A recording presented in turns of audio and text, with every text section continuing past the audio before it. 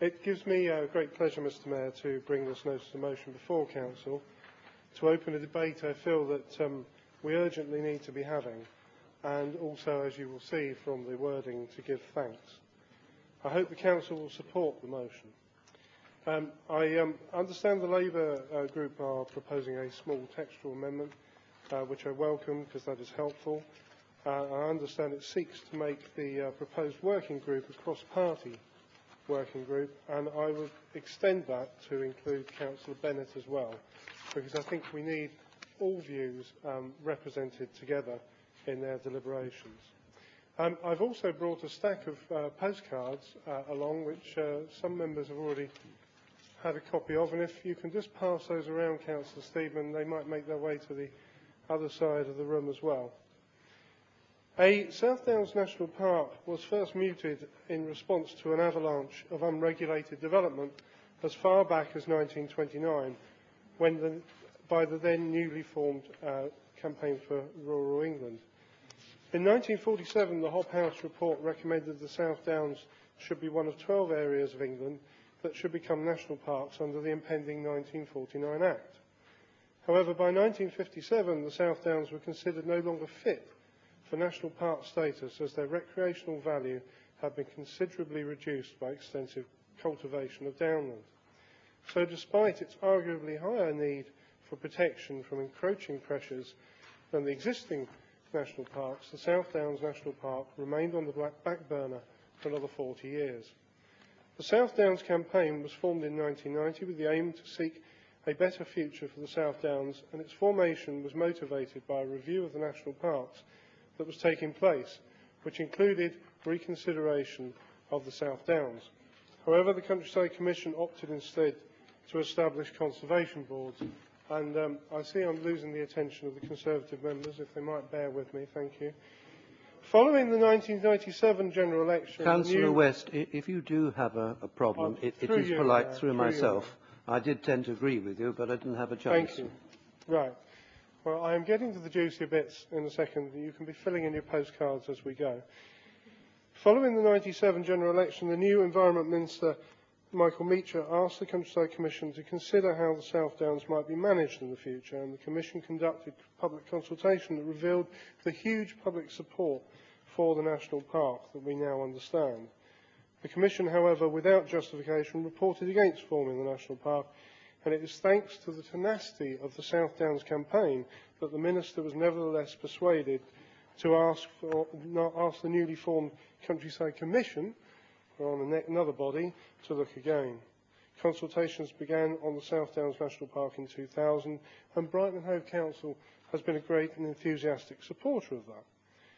In 2003, the Commission designated the park. That's 6 years ago, but objections thwarted progress, with inquiries following in 2003 and 2005, and the High Court case which led to the reopening of the inquiry in 2007 to consider the exclusion of the Western Weald. Throughout this time, the South Downs campaign, which today has grown into a massive network of 150 organisations, has held steadfast in its mission.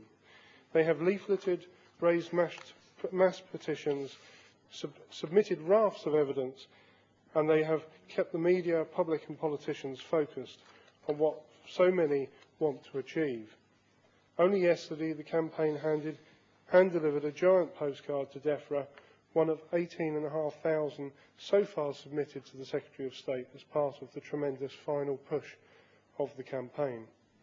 DEFRA's final decision is expected within weeks, so it seems an appropriate moment to not only ask Council to join in that final push, but to pay tribute to all the hard work of so many people that has brought us to this momentous point. Among those deserving recognition for their diligence and enthusiastic support are many of our own officers, councillors and local MPs, past and present. But above all, I think the South Downs campaign itself, it's to it that we owe the greatest debt of gratitude. It has been a long and rocky path that has been travelled. So long it is hard to believe that it will ever be at an end.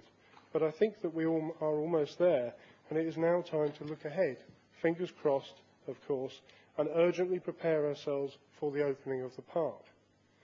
The 8 million visitors to the city every year bring £400 million into the local economy and support 15 to 20% of our jobs.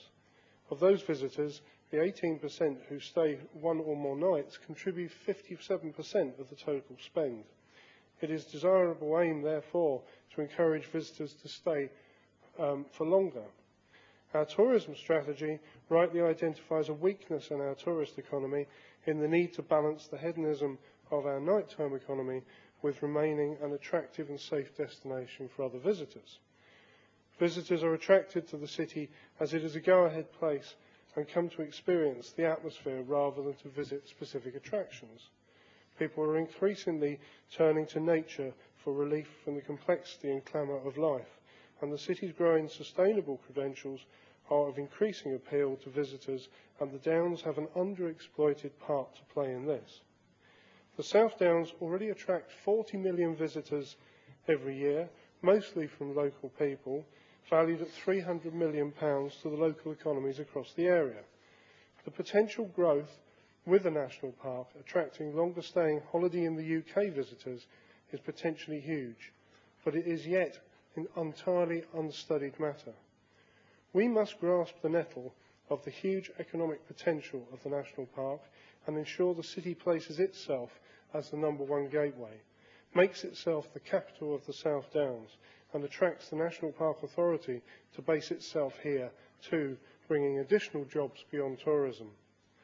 Promoting the city as a 21st century spa and health resort with enhanced sustainable access to the South Downs would reap benefits for the local population too, that would reach beyond those of the economy.